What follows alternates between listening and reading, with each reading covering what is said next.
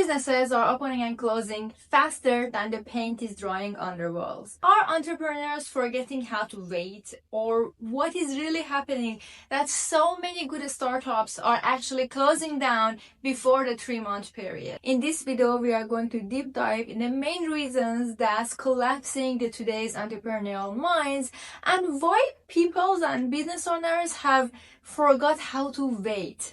I've lived in a small town almost all of my whole life. I've seen a lot of businesses come and go, but it wasn't that rapid.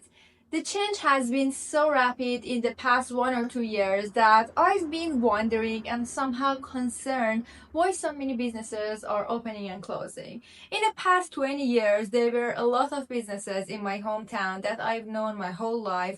They were family businesses that had been staying along for decades, and they're just branching off, getting bigger, or maybe just updating what they are selling, or somehow staying in the same group but just expanding. And that's okay because you can see that those businesses are actually thriving. But one thing that I've noticed in the past 2 years is how quickly a lot of places are opening and closing almost overnight. When I go to my office every day, I have to pass through the main street of our town almost daily, first early in the morning and then when I'm coming back. For example, in Monday, I see some places tearing down, and then in the next day, I see that, they are putting up a whole banner, and fast forward 1 or 2, 3 months, that same business is again changing. In my mind, this is extremely concerning because they don't let themselves to even fail. What has happened to this town or many other places that businesses are shifting so quickly that they don't even let themselves to fail? It's not like these businesses are just changing their decor or upgrading. No, it's completely changing their personality. A children's clothing boutique is turning into a cafe is turning into a hardware store. A month later, it's turning into another cafe, then it's a catering. The catering fails and it's a boutique again. So what happens to the first children's boutique that it didn't basically let the others to grow up? And this is one of the main concerning things that I have about the businesses in my town, and most importantly for businesses and entrepreneurs in general, because all the small businesses, they were hopes, they had dreams, and it wasn't like they decided to tear it down overnight. No, it had plans, funds, a lot of endeavors to it. They had to source materials, had to plan everything ahead, but just suddenly, before even a season is finished, they are just ripping out the whole business. One interesting thing that always baffled me about all of these businesses tearing up and down so quickly is the waste and environmental damage, because can you imagine decoration for offices and renovations? They cost a fortune. I've decorated my office very recently from scratch, and believe me when I say I know the cost of renovation is high in this economy. When you can afford to do so many renovations and then pass it out on other people, and those people are not even using the previous owner's designs, they're just ripping everything down because they want their style, their brand. And when we think about it, it's just astonishing to me how much waste is happening.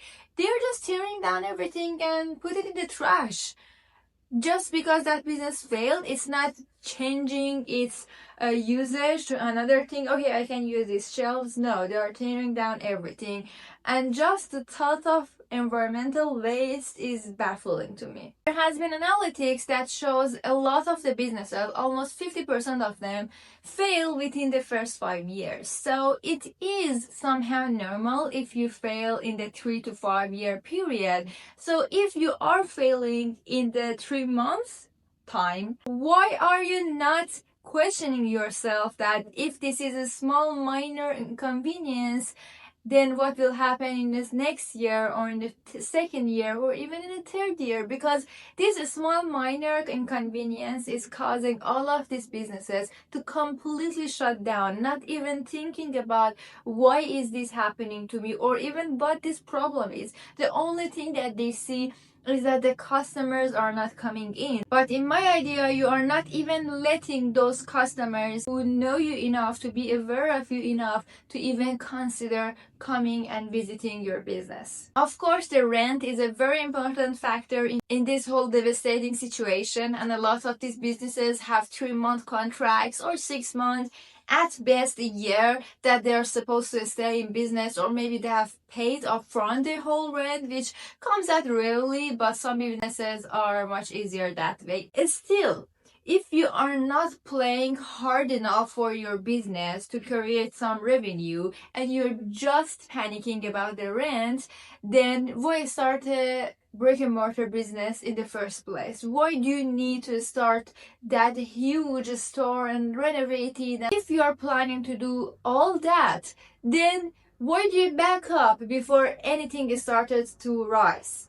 Another important factor is that they are all nagging about the customer that never arrived. They are not letting the customer to have time to arrive. As I said, I pass through the streets of my town almost daily. I do observe and look at all of the businesses, and sometimes I bookmark them in my mind. Okay, maybe I want to go to this business or this cafe or this boutique when it has a sale, when I have time, when there is a need for it. And you have to consider as a business owner that not all customers are rushing into your business just at any given time. There is a group of customers that only buy on a specific time of the year. For example, there are the type of businesses that work 9 to 5, so they know they cannot visit you in the morning if you are only open in set hours. So they can only visit you after 5 p.m. The other ones are the type that work very hard and are only free at certain holiday times. So if the period of time that you're open does not include a major holiday, there is a huge chance that those group of customers will not be able to visit you because they simply don't have time. And also, some people just like to save up, or maybe plan in end of the season or very specific days for their major shopping. Maybe they are waiting for the salary. There are so many reasons that why some customers just won't rush into your business because you just launched it and you are planning to opening it. And maybe they even attended your launching and opening event, but they didn't plan to buy from you. Maybe your seasonal products are not good enough for them, or so many other reasons, because you need to give them time. And when you don't, well, that's just what's gonna happen. They are not going to visit you in what you assumed is perfect for your set of audience. Waiting is a huge lesson that I think every entrepreneur should learn. I used to open a jewelry shop that I learned something very important from it. When I started selling, there were weeks that I had no sales, no customers at all. And to me, that was fine. It wasn't devastating. Yes, I wasn't paying rent and I didn't have a problem of brick and mortar businesses have, but still, instead of just panicking and planning the demolition as fast as possible, I decided to investigate. Hey, what's the reason that I'm not selling enough? Is there something that I'm doing wrong? Is it something that I don't have? What is the behavior of my audience? And when I investigated that, I saw that, oh, okay, because I'm not posting more about this stuff, or maybe I don't have this type of jewelry that a lot of people like, or so many other reasons that I had to investigate. And when you don't self-investigate about your business, you cannot blame the customer, because customer is only one part of the whole journey that leads to sale. The other half is actually you, the business, that you have to do some endeavors, that you have to participate in this relationship. And when you don't, you cannot expect the customer to just come by and shop from you.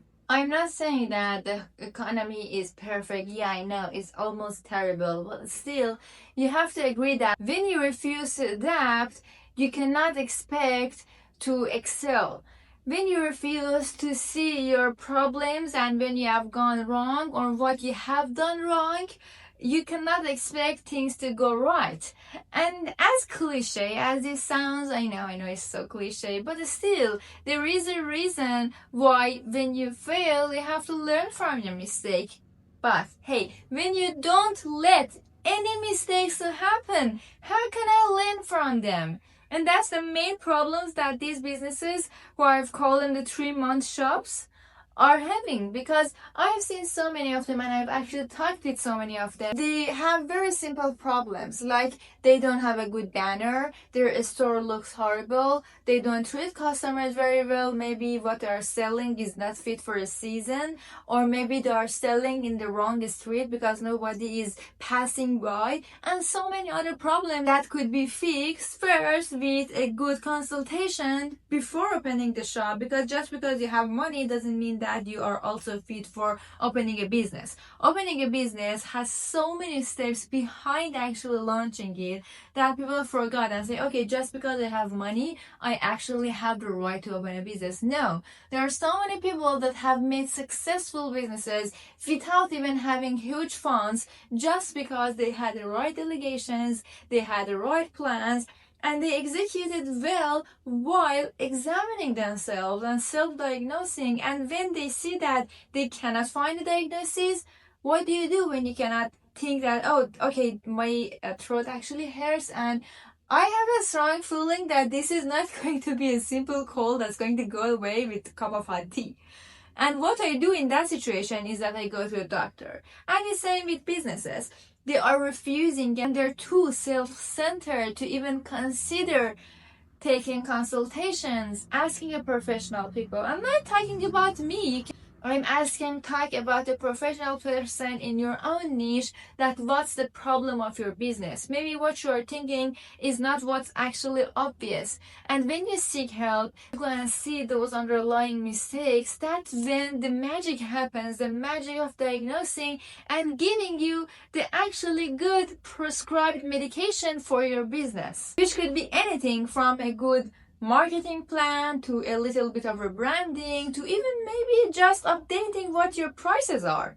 One of the main reasons that have led to this huge problem in businesses is actually social media. Social media has created a false imagination and thought process in entrepreneurs' mind that I can make it. If that girl from Ohio who is 21 years old can do it in 2 months, why not me, who has more funds and more experience? I can do it in 3 months or less. And that's when the delusion comes out, because if you are delusional about your business, you will still be in the delusion even after the businesses have turned up and the customers are turned in, because you are not facing the reality of why people are not buying from you, why you are staying behind your rent pay, and why you cannot just thrive like others do. When you don't want to see the problem and you are too afraid to even have any mistakes, you cannot blame the customer. I hope you enjoyed this video. I've written a whole blog and article about it here on Substack that I would love it if you could go and read about it in full. I will link it down below. And if you want to learn more deeper insights about business, marketing, and also some really good book recommendations, you can join my email list, which I will be linking below. I would love to know if you have seen this phenomenon in your town too.